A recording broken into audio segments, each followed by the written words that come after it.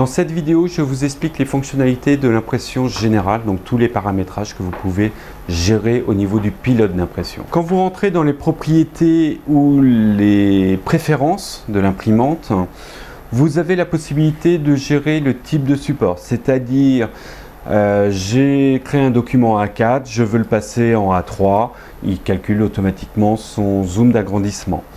Vous pouvez gérer les sources d'alimentation papier, c'est-à-dire les différents magasins cassettes, soit dans la source papier, soit directement sur le multifonction.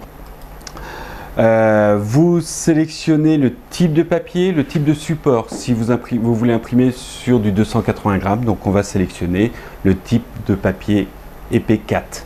Donc bien sûr, pensez à sélectionner sur le multifonction le même type de papier. Vous gérez aussi le type d'impression, si vous voulez imprimer en noir et blanc ou en couleur automatique. Dans l'onglet Finition, vous gérez le recto verso, soit recto verso livre ou recto verso bloc-notes. Au niveau de chaque onglet, vous avez la possibilité de rétablir les paramètres par défaut. Donc ça joue vraiment que sur chaque onglet. Donc si vous avez fait plusieurs modifications, donc il faut passer sur l'ensemble des onglets. Vous avez la possibilité de gérer le nombre de pages par feuille, soit du 2 en 1, du 4 en 1, du 6, du 8, du 9 ou du 16.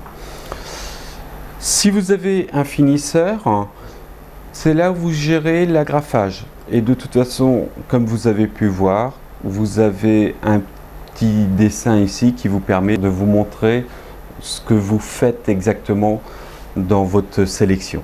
Dans l'onglet traitement de papier, c'est là où vous gérez, par exemple, vous voulez imprimer un dossier totalement fini, vous gérez l'insertion de couverture, l'insertion d'intercalaire. Et automatiquement, vous voyez exactement ce que vous faites. Donc là, il suffit juste de répondre aux questions. Est-ce que vous voulez que ça soit imprimé ou pas? Vous marquez, par exemple, pour les intercalaires, le numéro de page et ainsi de suite. Dans la qualité d'image, vu la qualité d'impression des multifonctions Toshiba, généralement, on ne touche pas aux qualités d'image. Mais s'il y a nécessité, vous pouvez passer en mode photographie, trait, présentation, comme un petit peu comme sur les multifonctions.